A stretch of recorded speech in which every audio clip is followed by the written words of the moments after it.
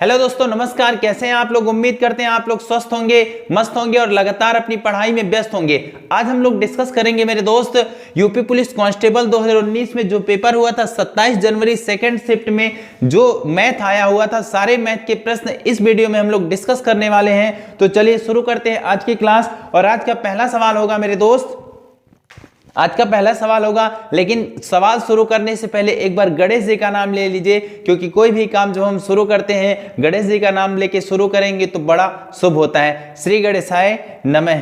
तो चलिए मेरे दोस्त पहला सवाल लिखते हैं। पहला क्वेश्चन आज का पहला क्वेश्चन है, कह रहे यक्स के पास बैंक खाते में जमा राशि, यक्स के पास बैंक खाते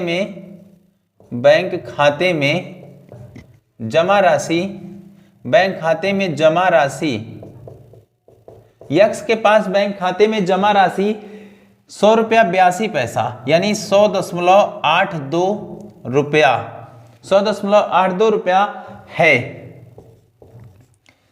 74.35 रुपया जमा करने, 74.35 रुपया जमा करने और 50.17 रुपया और 50.17 रुपया निकालने, 17 रुपया निकालने के बाद वह अपने बैंक जमा राशि से निकालने के बाद वह अपने बैंक जमा राशि से प्रत्येक 5 रुपए की, बैंक जमा राशि से प्रत्येक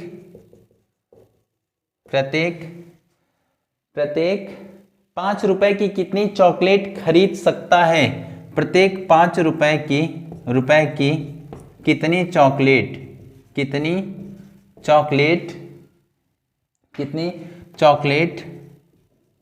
खरीद सकता है। ये क्वेश्चन है मेरे दोस्त। तो एक बार पूरा सवाल मैं पढ़ के सुना देता हूं। कह रहा है कि यक्स के पास बैंक खाते में जमा राशि 100.82 रुपया है। 74.35 रुपया जमा करने और 50.17 रुपया निकालने के बाद वह अपने बैंक जमा राशि से प्रत्येक 5 रुपए की कितनी चॉकलेट खरीद सकता है। ठीक है ना, ये सवाल है। चलिए, उम्मीद है आप लोगों को बहुत ही अच्छे से क्लियर दिखाई दे रहा होगा पूरा सवाल। हाँ जी, इसका हल देखिएगा। कह रहा है यक्स के पास बैंक खाते में जमा राशि कितना है? 100 रुपया 82 पैसा। ठीक है, कितना अभी उसके खाते में है? 100 रुपया 82 पैसा है। ठीक है, और 74.35 रुपया मतलब 74 रुपया 35 पैसा जमा करने यानी 74.35 और जमा कर दिया। ठीक है, और 50.17 रुपया निकालने के बाद ये जमा किया, तो कुल उसके पास पैसा कितना हो गया? इसे काउंट करिए। 5 2 7 हो गया, 8 3 11, हासिल कितना आया? 1, 4 1 कितना हो जाएगा मेरे दोस्त? 5 हो जाएगा। इधर आ जाएगा 7, इधर कितना? 1, तो 175.17 रुपया उसके पास टोटल हो गया। अब कह रहा है 50.17 रुपया, यानी 50 रुपया 17 पैसा निकालने के बाद, तो 50 रुपया 17 पैसा निकाल ले रहा है, तो उसके पास कितने बच रहे हैं? घटा लीजिए, पता चल जाएगा। इधर आया 5, 7 में से 5 जा 2, 125 रुपया उसके पास बचा। कितना बचा मेरे दोस्त? 125 रुपया उसके पास बचा। फिर कह रहा है निकालने के बाद वह अपने बैंक जमा राशि से प्रत्येक से 5 रुपए की कितनी चॉकलेट खरीद सकता है? मतलब 125 रुपया उसके पास है, 5-5 रुपए का कितना चॉकलेट खरीद सकता है? तो 5 से भाग दे देंगे तो कितना आ जाएगा मेरे दोस्त? 25 चॉकलेट खरीद सकता है। 25 चॉकलेट, कितनी चॉकलेट? 25 चॉकलेट वह खरीद सकता है। उम्मीद है समझ आया होगा। लिख लीजिए, हम बढ़ते हैं अगले सवाल की ओर। चलिए, दूसरा क्वेश्चन लिखिएगा मेरे दोस्त।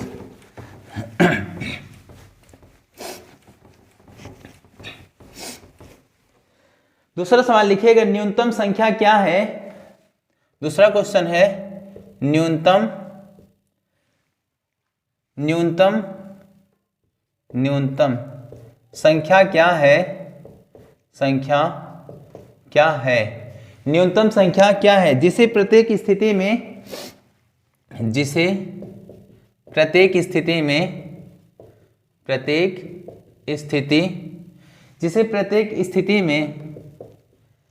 जिसे प्रत्येक स्थिति में 12, 20 और 24 से 12, 20 और 24 से विभाजित करने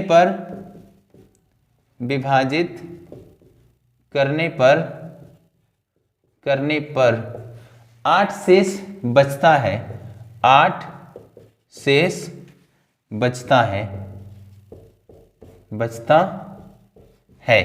तो चलिए देखिएगा मेरे दोस्त, कह रहा है न्यूनतम संख्या क्या है जिसे प्रत्येक स्थिति में 12, 20 और 24 से विभाजित करने पर 8 शेष बचता है। तो ध्यान से देखिएगा मेरे दोस्त, बहुत आसान सवाल है। जब भी इस प्रकार का सवाल पूछ ले तो सबसे पहले आपको वह संख्या पता कर लेना है जिससे 12, 20 और 24 से विभाजित हो जाए। वह संख्या पता करना है जो 12, 20 और 24 से विभाजित हो जाए। विभाजित करने के बाद 8 शेष बचाएगा। तो पहले ऐसे सवालों में एलसीएम निकालिए, 12, 20 और 24 का एलसीएम निकालिए।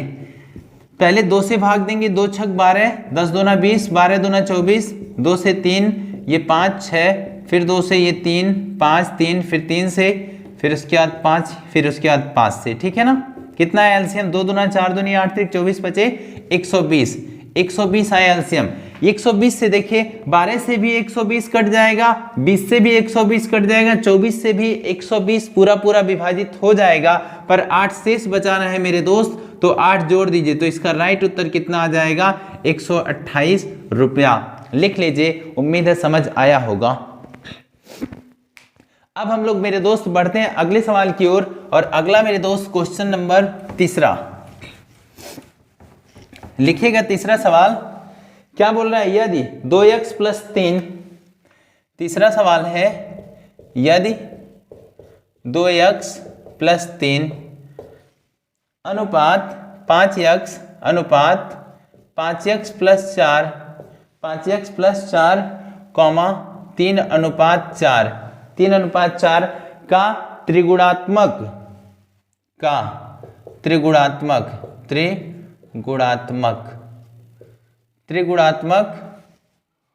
अनुपात है, त्रिगुणात्मक अनुपात है, तो x का वर्ग ज्ञात करें। तो x का वर्ग ज्ञात करें। देखिएगा मेरे दोस्त, क्वेश्चन क्या बोल रहा है, यदि 3x + 3 अनुपात 5x + 4 कॉमा 3:4 का त्रिगुणात्मक अनुपात है, तो x का वर्ग ज्ञात करें। बहुत ही अच्छा सवाल है और बहुत ही आसान सवाल है। सारा का सारा खेल मेरे दोस्त सवाल के यहाँ है। त्रिगुणात्मक का मतलब क्या हुआ, इसका मतलब घात 3 लगेगा। चलिए देखिएगा ध्यान से, पहले तो अनुपात को हम बटे में रख लेंगे। 2x + 3 बटे कितना, 5x + 4। इधर वाले भी अनुपात को बटे में रख लीजिए, 3/4। त्रिगुणात्मक मतलब मेरे दोस्त ये 3 बार गुणा होगा, यानी होल क्यूब लगेगा, ठीक है। इधर आया 2x + 3 बटे कितना आया, 5x + 4 बराबर 3 3 का 9 3 27, 4 चौक 16 जो के 64। अब इसे क्रॉस में गुणा कर लीजिए मेरे दोस्त। क्रॉस में गुणा करेंगे कितना आएगा, 64 दूना 128, 128x प्लस, देखिए 4 3 12 को 2 हासिल 1, 6 3 18 1 19, 192 आया, 64 3 192। देखिए 4 3 12 को 2 हासिल 1, 6 3 18 1 19। इधर देख लीजिए 27 गुणे 5 करेंगे तो कितना आएगा, 7 पचे 35 को 5 पीछे 3, फिर इसके बाद 2 पचे 10, 10 3 13 135 यक्स आएगा प्लस 27 को गुणा 4 से करिए, 4 7 28 को 8 पीछे कितना 2, 4 दूना 8 2 10, 108 कितना है मेरे दोस्त, 108। ठीक है, गुणा अगर सही हुआ है तो कोई दिक्कत नहीं। देखिए 4 7 28 को 8 पीछे कितना 2, 4 दूना 8 2 10। अब क्या करिए, पक्षांतर कर लीजिए, 135 को इधर 192 बराबर के उधर भेज दीजिए। 128 माइनस 135 करेंगे तो माइनस का 7x हो जाएगा बराबर, देखिए 192 में से 108 घटाएंगे, 108 घटाएंगे तो कितना आ जाएगा मेरे दोस्त, ये आ जाएगा 12 में से 8 से 4 हो गया 84, कितना आ जाएगा 84, माइनस का 84 आएगा।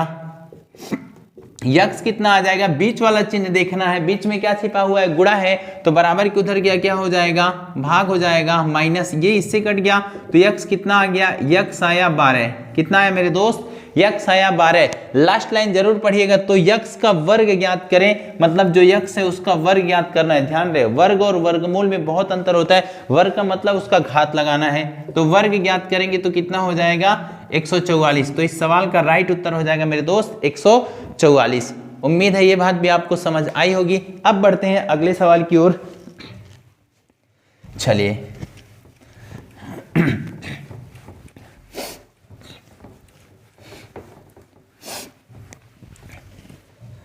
अगला सवाल लिखिएगा, चौथा नंबर सवाल क्या है, एक छात्र एक परीक्षा में 85% अंक प्राप्त करता है।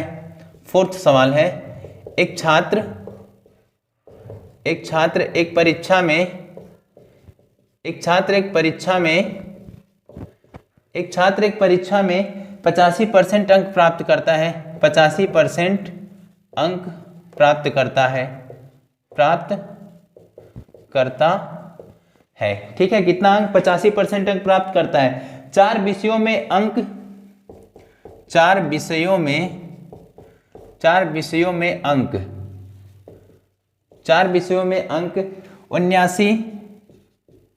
81, 88 और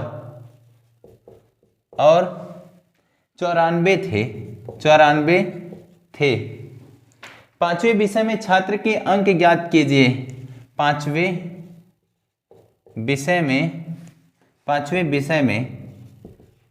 में छात्र के अंक ज्ञात करिए, अंक ज्ञात करें, ठीक है। ये सवाल है, क्या बोल रहा है सवाल, कह रहा है एक छात्र के एक परीक्षा में 85% अंक प्राप्त किए। एक छात्र एक परीक्षा में कितना अंक लाता है, 85% अंक प्राप्त करता है। और चार विषयों में, कितने विषयों में मेरे दोस्त, चार विषयों में अंक 79, 81, 88 और 94 थे।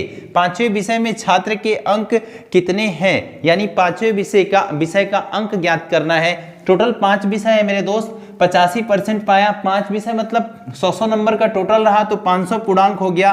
तो पूर्णांक कितना हो गया, पूर्णांक हो गया टोटल 500। कितना मेरे दोस्त, 100 नंबर का 5 विषय हुआ तो 500 हो गया, ठीक है। अब हमें 500 का 85% पता चल जाए। 500 का 85% निकाल लीजिए आराम से। 0 से 0 कटा, 0 से 0, 5 पीछे 25 को 5 पीछे 2, 5 छठे 40, 2 42, 425 अंक हुआ। कितना हुआ, 425, जिसमें से एक में 79 पाया, एक में 81, एक में 88, एक में 94। तो चार विषय में उसके कुल कितने नंबर हो गए, जरा जोड़ लीजिए। तो 9, 1, 10, 8, 18, 4, 22 को 2 हासिल कितना आया, हासिल 2 आया। 8 के 8, 8 16, 8 24, 8 32, 33, 34, कितना आ गया, 342 अंक हो गया। उसे लाना चाहिए था 425 पर, लाया कितना, 342, यानी एक विषय कम पड़ रहा है। तो 425 में से हमें घटा लेना है 342 को, तो उस पांचवें विषय का नंबर पता चल जाएगा। 5 में से 2 जा 3 हो जाएगा, 12 में से 4 जा मेरे दोस्त 8। पांचवें विषय का अंक कितना हो जाएगा, 83 अंक इसका राइट उत्तर होगा। लिख लीजिए, फिर हम बढ़ते हैं अगले सवाल की ओर।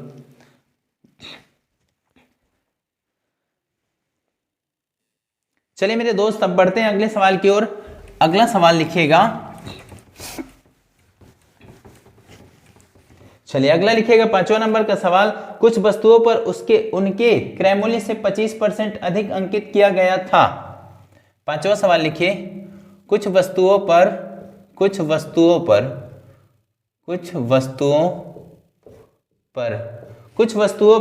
उनके क्रय मूल्य से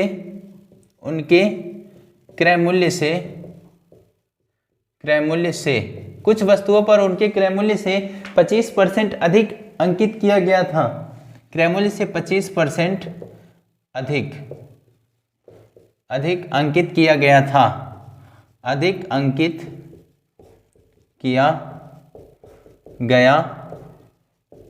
ठीक है, अधिक अंकित किया गया था। इस प्रकार की एक वस्तु को अंकित मूल्य पर, इस प्रकार की एक वस्तु को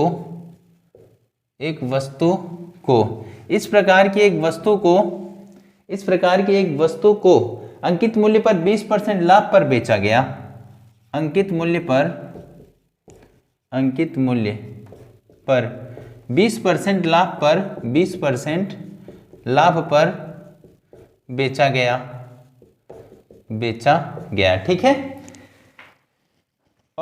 और दूसरी को अंकित मूल्य पर 10% हानि पर, और दूसरी को अंकित मूल्य पर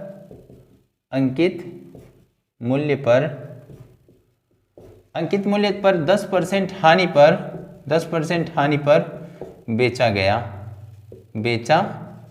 ठीक है। 10% हानि पर बेचा गया। कुल प्रतिशत लाभ ज्ञात कीजिए। तो कुल प्रतिशत लाभ ज्ञात करिए,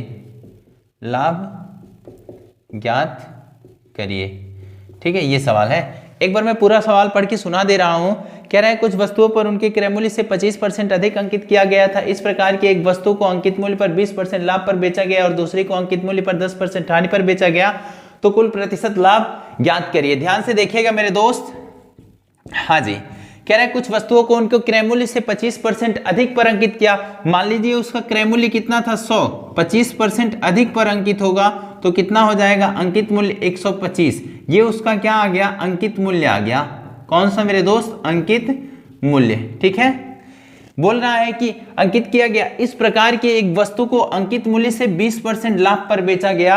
अब इस अंकित मूल्य से 20% लाभ पर बेचा जाएगा तो विक्रय कितना हो जाएगा मेरे दोस्त, 120/100 कितना हो जाएगा विक्रय। 0 से 0 कटा ये 6, ये 5 कटा, 5 से कटा 25 बार में, 25 छक्का कितना हो जाएगा 150। ये आया पहले वस्तु का विक्रय, पहले वस्तु का विक्रय मूल्य आ गया ना। फिर आगे बोल रहा है और दूसरी को अंकित मूल्य पर 10% हानि पर, सेम का सेम इसका भी स्थिति होगा। 25% बढ़ा तो 125। अब इसको ये जो अंकित मूल्य है इसको 10% हानि पर, 125 वाला 10% यानी 90/100। 0 से 0 कटा, 125 नवा गुणा कर लीजिए, 5 9 45 को, 9 5 45 को, 5 पीछे कितना 4, 9 दूना 18, 4 22 को 2 हासिल कितना 2, 9 1 9, 9 2 11, 1125/10 करेंगे मेरे दोस्त तो कितना आ जाएगा 112.5 इसका विक्रय मूल्य आ गया, ठीक है। लास्ट लाइन क्या कह रहा है, तो कुल प्रतिशत लाभ ज्ञात करिए। यहां देखिए अंकित मूल्य, उसके पास टोटल अंकित कितना आ गया 125 मेरे दोस्त कितना हो गया 250, कितना मूल्य आ गया 250 रुपया। और यहाँ विक्रय मूल्य कितना आ गया, विक्रय मूल्य आ गया 5.262, 262 रुपया। अब 250 वाला वस्तु 262 रुपए में बिका मेरे दोस्त। 250 अंकित किया गया था पर बिका कितने में, 262 में बिका। तो मेरे दोस्त कितने का उसको लाभ हो रहा है, कितने का लाभ हो रहा है 12.5 रुपए का लाभ हो रहा है। लाभ और हानि हमेशा पहले नंबर पर देखा जाता है, मतलब जितने में आप उसको कॉस्ट लगाए थे, जितने में आप खरीदे थे। तो 12.5 का लाभ 250 के ऊपर परसेंट के लिए गुणा 100, पॉइंट हटा 0, 0 से 0 कटा, 0 से 0, 25 बचे कितना आ जाएगा मेरे दोस्त, सॉरी कहीं गड़बड़ हो रहा है मेरे भाई। अरे भाई जरा आपसे देखिएगा, अंकित मूल्य तो इसका, ये अंकित मूल्य था इसका, इस पे नहीं, ये गड़बड़ हो रहा है मेरे दोस्त। सबसे देखिएगा, हमेशा जितने भी वस्तु क्रय किया जाता है उसी से तुलना होता है। विक्रय मूल्य का कुल क्रय कितना हो गया मेरे दोस्त, 100 हमने यहाँ माना था, 100 यहाँ माना था, कुल क्रय हो गया मेरे दोस्त 200 रुपया। 200 रुपया में खरीदा और बेचा कितने में, बेचा 262 रुपया में, 62.5 रुपए का उसको लाभ हो रहा है। लाभ हानि हमेशा क्रय मूल्य पर देखा जाता है। तो 62.5/200 परसेंट के लिए गुणा 100, पॉइंट हटा 0, 0 से 0 कटा, 0 से 0 कटा। जब आप इसको भाग देंगे तो कितना आ जाएगा मेरे दोस्त 31.25%। कितना आएगा 31.25% उसका टोटल लाभ होगा। कितना होगा 31.25% उसका राइट उत्तर होगा। चलिए इसे भी लिख लीजिए। अब हम लोग बढ़ते हैं अगले सवाल की ओर। इस सवाल में थोड़ा सा गड़बड़ हो गया था, इसे देख लीजिएगा। हाँ भाई, अब अगला सवाल लिखिएगा।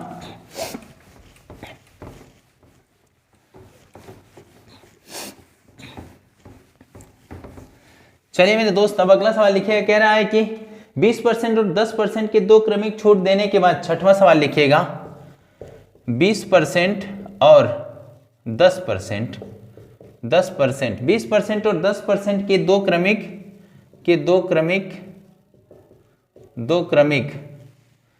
छूट देने के बाद एक वस्तु को छूट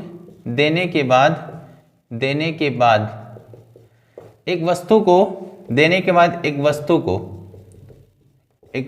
को 20% और 10% के दो क्रमिक छूट देने के बाद एक वस्तु को 954 रुपए में बेचा गया, 954 रुपए में बेचा गया।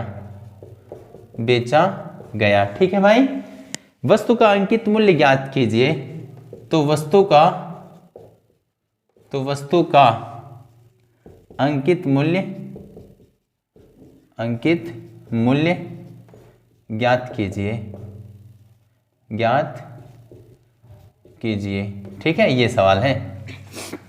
क्या बोल रहा है? कह रहा है 20% और 10% के दो क्रमिक छूट देने के बाद एक वस्तु को 954 रुपए में बेचा गया, तो वस्तु का अंकित मूल्य, मतलब मेरे दोस्त को उसका अंकित मूल्य पूछ रहा है, मार्क प्राइस पूछ रहा है। तो ध्यान से देखिएगा, अंकित मूल्य मेरे दोस्त मैं ए मान ले रहा हूं और अंकित मूल्य पर पहले 20% छूट दिया, तो 100 पे 20 का छूट 80/100 हो जाएगा। फिर अगला मेरे दोस्त 10% का छूट दे रहा है, तो ये 90/100 पे 10 का छूट 90/100 हो जाएगा। छूट देने के बाद विक्रय कितना आया? 954 रुपया आया। कितना है मेरे दोस्त? 954। अब इसी को हल कर लीजिए, अंकित मूल्य निकल जाएगा। 0 से 0 कटा, 0 से 0, 9 से कटा, 9 एकम 9 शून्य, 9 छक्का 54। ये 4 से कटा, 4 दूनी 8, ये कटा 25 बार में। 2 से कटा मेरे दोस्त 53 बार में। अब अंकित मूल्य कितना आ जाएगा? 53 गुणे 25। अब 53 को गुणा 25 में कर देंगे मेरे दोस्त, 1325 आएगा। कितना आएगा? 1325 रुपया। उम्मीद है ये बात भी आपको समझ आई होगी। तो इसका राइट उत्तर क्या होगा? 1325 लिख लीजिए। अब बढ़ते हैं हम लोग अगले सवाल की ओर। चलिए अगला क्वेश्चन लिखिएगा मेरे दोस्त। क्या कह रहा है? एक निश्चित मूलधन पर 10% ब्याज पर 2 वर्ष की अवधि को, अगला 7वां क्वेश्चन, एक निश्चित मूलधन पर एक निश्चित मूलधन पर 10% ब्याज पर 2 वर्ष की अवधि को, 10% ब्याज पर 2 वर्ष की अवधि को, 2 वर्ष की अवधि, एक निश्चित मूलधन पर 10% ब्याज पर 2 वर्ष की अवधि का साधारण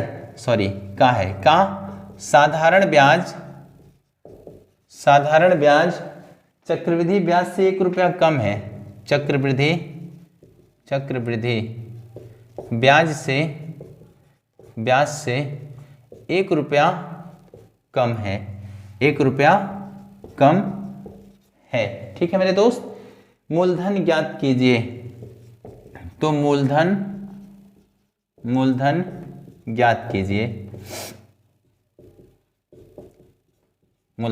कीजिए। चलिए ध्यान से देखिएगा, पूरा सवाल एक बार मैं पढ़ देता हूं। कह रहा है एक निश्चित मूलधन पर 10% ब्याज पर 2 वर्ष की अवधि का साधारण ब्याज चक्रवृद्धि ब्याज से 2 वर्ष की अवधि का साधारण ब्याज चक्रवृद्धि ब्याज से 1 रुपया कम है। कितना मेरे दोस्त? 1 रुपया कम है। बहुत आसान है, पर आप ध्यान से समझेंगे तो एग्जाम में भी बैठे रहते तो 20 सेकंड इस सवाल के लिए बहुत ही काफी था। 20 सेकंड भी नहीं लगने देते अगर ठीक ठाक आपका प्रैक्टिस रहता। कह रहा है एक निश्चित मूलधन पर 10% ब्याज पर 2 वर्ष की अवधि के लिए, कितने समय के लिए? 2 वर्ष की अवधि के लिए साधारण ब्याज चक्रवृद्धि ब्याज से 1 रुपया कम है। तो एक तरफ साधारण ब्याज लिख लीजिए और एक तरफ चक्रवृद्धि ब्याज लिख लीजिए। पहले वर्ष तो 10% लगा, ठीक है ना, दूसरे वर्ष भी 10%, ये फर्स्ट वर्ष हो गया और ये हो गया सेकेंड वर्ष। साधारण ब्याज तो सिंपल लगता है, तो दोनों वर्ष का 20% हो जाएगा साधारण ब्याज। कितना मेरे दोस्त? 20%। पर चक्रवृद्धि ब्याज के ऊपर ब्याज लगता है 10% तो हुआ पहले वर्ष, अगले साल 10 तो लगेगा, प्लस 10 का 10% होगा, 10 का 10% कितना हो जाएगा, 1 हो जाएगा। तो अगले वर्ष 10 और 1 मिलके कितना मेरे दोस्त, 11 हो जाएंगे, 11%। 10% 11% तो टोटल कितना हो गया, 21% हो गया। अब यहाँ अंतर परसेंट में अंतर कितने का आया, 1% का, और रुपए में मेरे दोस्त कितना कम है, साधारण ब्याज चक्रवृद्धि ब्याज से 1 कम है। देखिए ये साधारण ब्याज है, चक्रवृद्धि इससे 1 कम है ना, या परसेंट में 1 की कमी है और रुपए में 1, तो 1% बराबर मेरे दोस्त 1 रुपया के, तो 100% कितना आ जाएगा, क्या पूछ रहे हैं, मूलधन। तो 100% कितना आ जाएगा, 100% 1 गुणे 100, तो मूलधन आ जाएगा 100 रुपया। मूलधन क्या आ जाएगा मेरे दोस्त, 100 रुपया आ जाएगा। उम्मीद है ये बात भी समझ आई होगी, लिख लीजिए, फिर हम बढ़ते हैं अगले सवाल की ओर। चलिए अब अगला सवाल लिखिएगा, लिखिए मेरे दोस्त, कह रहा है 10% की वार्षिक ब्याज दर पर 10% की वार्षिक ब्याज दर पर 10% की वार्षिक ब्याज दर पर 3 वर्ष के लिए 2000 रुपया, 3 वर्ष के लिए 2000 रुपया, 3 वर्ष के लिए 2000 रुपये, 2000 रुपये के मूलधन पर चक्रवृद्धि ब्याज, 2000 रुपये के मूलधन पर चक्रवृद्धि ब्याज और साधारण ब्याज, चक्रवृद्धि ब्याज और साधारण ब्याज,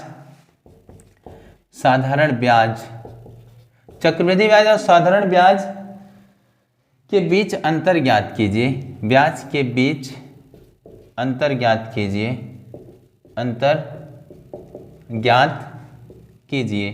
ठीक है ना, अंतर ज्ञात कीजिए। ये सवाल है, क्या बोल रहा है, कह रहा है 10% की वार्षिक ब्याज दर पर 3 वर्ष के लिए 2000 रुपए के मूलधन पर चक्रवृद्धि ब्याज और साधारण ब्याज के बीच का अंतर ज्ञात किए। जब भी 3 वर्ष का अंतर रहे तो एक ट्रिक लगाना है उस पर, ध्यान से देखिएगा, मैं ट्रिक लिख दे रहा हूं।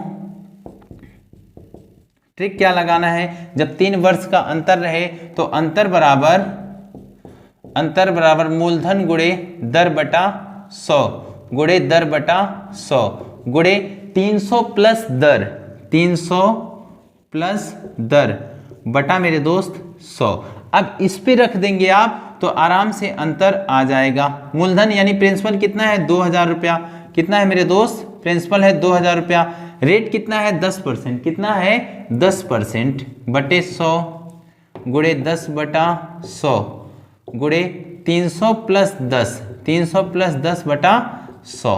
अब इसी को हल करना है, ध्यान से देखिएगा, 1 2 3 4 5, 1 2 3 4 और 1 5 हो गया, तो अंतर कितना आ जाएगा, कैलकुलेट कर दे रहे हैं, 2 गुणे वहाँ 310 हो जाएगा ना, 310 बटे 10, 0 से 0 कटा, 31 गुना कितना हो गया, 62 रुपया। कितना अंतर आएगा मेरे दोस्त, 62 रुपया। उम्मीद है ये बात भी समझ आई होगी। अब मेरे दोस्त लिखते हैं अगला सवाल। अगला सवाल लिखिएगा, 9वें नंबर का सवाल मेरे दोस्त थोड़ा बड़ा है लेकिन फिर भी लिख दे रहे हैं। 9वां नंबर सवाल है, 3 पार्टनर एक्स वाई और जेड, 3 पार्टनर एक्स वाई और जेड 3 पार्टनर एक्स वाई और जेड ने लाभ साझा किया, ठीक है, लाभ साझा किया। यदि कुल लाभ 3000 रुपया था, यदि कुल लाभ 3000 रुपया था, 3000 रुपया था, यदि कुल लाभ 3000 रुपया था, यक्स का हिस्सा जेड की तुलना में 400 रुपया कम है, यक्स का हिस्सा जेड की तुलना में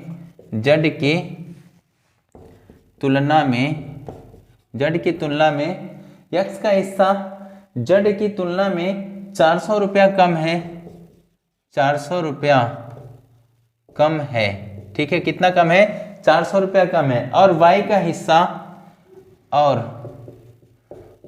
का हिस्सा y का हिस्सा, ठीक है, y का हिस्सा z की तुलना में 200 रुपया कम है, हिस्सा z की तुलना में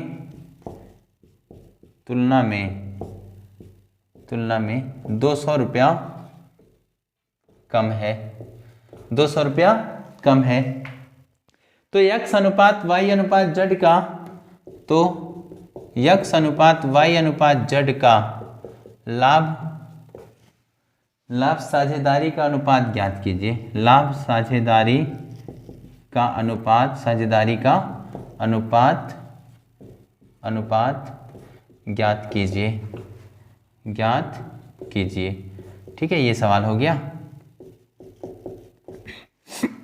कह रहा है कि 3 पार्टनर x, y और z ने लाभ साझा किया यदि कुल लाभ 3000 रुपया है। कितना लाभ मेरे दोस्त? 3000 रुपया था। x का हिस्सा z की तुलना में 400 रुपया कम है। x का हिस्सा z की तुलना में 400 रुपया कम है। ध्यान से देखिएगा, कुल लाभ कितना है? 3000 रुपया है। x का हिस्सा z की तुलना में, x, z और y इस फॉर्मेट में रखिए। x का हिस्सा z की तुलना में 400 रुपया कम है। x का हिस्सा z की तुलना में मेरे दोस्त 400 रुपया कम है। z को मान लीजिए p रुपया, ठीक है ना। तो ये 400 कम हो जाएगा तो p माइनस 400 हो जाएगा ना ये। फिर आगे बोल रहा है और y का हिस्सा, किसका हिस्सा? y का हिस्सा z की तुलना में 200 रुपया कम है। कितना कम है? 200। z की तुलना में y 200 कम है, p माइनस 200 ये हो जाएगा। तो x अनुपात y अनुपात z, अब इन सबका योग मेरे दोस्त लाभ का किसके बराबर होगा? 3000 के बराबर होगा। तो देखिएगा p minus 400 plus p minus 200 बराबर कितना? 3000 रुपया। एक p 3p हो गया, माइनस का 4 माइनस का 2 कितना हो गया? 600 बराबर इधर आ गया 3000। ये माइनस के 600 बराबर के उधर भेज देंगे तो क्या हो जाएगा मेरे दोस्त? 3600 रुपया हो जाएगा। उधर जाके प्लस हो जाएगा तो p का मान कितना आ जाएगा? p का मान आ जाएगा 1200 रुपया। कितना मेरे दोस्त? 1200 रुपया। p का मान कितना आ जाएगा? 1200 रुपया। अब इनका अनुपात निकालना है तो p यहाँ रख दीजिए 1200, ठीक है। p माइनस 200 करेंगे, 1200 में से 200 करेंगे तो कितना आ जाएगा? 1000। और p माइनस 400 करेंगे, 12 में से 400 घटाएंगे तो कितना आ जाएगा? 800। देखिए 0 से 0 कटा, 0 से 0 कटा, 0 से 0, ये कटा 4 बार में, ये कटा 6 बार में, ये कटा 5 बार में। कितना अनुपात आया? 4 अनुपात 6 अनुपात 5 इसका राइट उत्तर हो जाएगा। चलिए लिख लीजिए। फिर हम बढ़ते हैं अगले सवाल की ओर। अगला सवाल 10वां नंबर सवाल लिख लीजिएगा मेरे दोस्त, और ये 10वां नंबर आज का आखिरी सवाल होगा। चलिए लिखिए 10वां नंबर सवाल। एक परिवार में 2 माता पिता और 3 बच्चे हैं। 10 नंबर सवाल है, एक परिवार में 2 माता पिता और 3 बच्चे हैं। 2 माता पिता और 3 बच्चे हैं, और 3 बच्चे हैं, ठीक है। एक परिवार में 2 माता पिता और 3 बच्चे हैं। यदि माता पिता की औसत आयु, यदि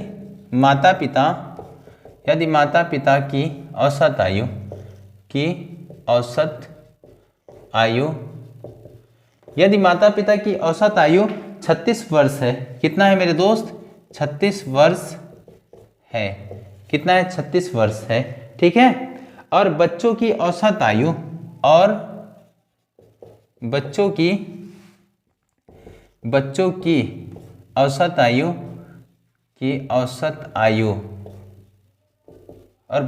औसत आयु 10 वर्ष है, 10 वर्ष है। तो परिवार की औसत आयु ज्ञात करिए, कि औसत आयु ज्ञात करें। तो चलिए ध्यान से देखिएगा मेरे दोस्त, क्या बोल रहा है? एक परिवार में 2 माता पिता और 3 बच्चे हैं। 2 माता पिता हैं और 3 बच्चे हैं, ठीक है। फिर बोल रहा है माता पिता की औसत आयु 36 वर्ष है। माता पिता यानी 2 लोग हैं। कितने लोग हैं मेरे दोस्त? 2 व्यक्तियों का औसत आयु कितना है? 36 है। तो योग कितना हो जाएगा? 36 गुना 72 वर्ष। कितना योग आया? 72 वर्ष। और बच्चों की औसत आयु 10 वर्ष है। 3 बच्चे हैं यानी 3 लोगों का औसत आयु 10 है, तो योग कितना आ जाएगा मेरे दोस्त? 30 वर्ष आ जाएगा। तो परिवार के औसत यहाँ टोटल कितने हो गए, 5 लोग हो गए और कुल योग कितना हो गया, 102 हो गया। औसत बराबर होता है योग बटे संख्या, एवरेज निकालेंगे योग बटे संख्या, योग आ गया 102 बटे 5। अब भाग दे लीजिए आराम से, ऐसा करिए इसको 100 इसको 2 से गुणा कर दीजिए, उसको 2 से, तो 102 दूना कितना हो जाएगा मेरे दोस्त, 204 हो जाएगा बटे 10 हो जाएगा, तो एवरेज कितना आ जाएगा 20.4। उम्मीद है ये बात आपको समझ आई होगी। चलिए लिख लीजिए, फिर हम बढ़ते हैं आगे। तो चलिए मेरे दोस्त, हम लोग 10 सवाल कवर कर चुके हैं, 9 सवाल इसके और बचे हुए हैं, तो अगले वीडियो में हम लोग कवर कर लेंगे। इसी तरह आप लोग पूरी मेहनत, ईमानदारी और शिद्दत के साथ पढ़ते रहिए, क्योंकि मेरे दोस्त एक बार समय निकल जाएगा, दोबारा आपके हाथ में वो वापस वो समय नहीं आने वाला आएगा। हो सकता है आपके अंदर वो क्षमता नहीं बची हो अगले एग्जाम को क्रैक करने की, तो जो जितना भी बचा हुआ है टाइम, इसमें जी जान लगा दीजिए, एक भी कोर कसर नहीं छोड़ना है, क्योंकि बाद में पछताने के सिवा और कुछ नहीं बचेगा, तो आग लगा देना है मेरे दोस्त। चलिए ये था मेरा आज का क्लास, उम्मीद है आप लोगों को बहुत अच्छा लगा होगा। कहीं भी किसी भी सवाल में कहीं पे डाउट होगा या समझ नहीं आएगा तो मुझे कमेंट करके जरूर बताएंगे। मिलते हैं अगले वीडियो में। अपनी सपनों की वर्दी के लिए लगातार मेहनत करते रहिए, जो सपना आप अपने लिए और अपने माँ बाप को दिखाए हैं उसको पूरा करना है मेरे दोस्त, इसलिए लगे रहिए जी जान से। जब तक आपको सफलता नहीं मिल जाती है तब तक आपको मैदान छोड़ के नहीं भागना है। चलिए धन्यवाद।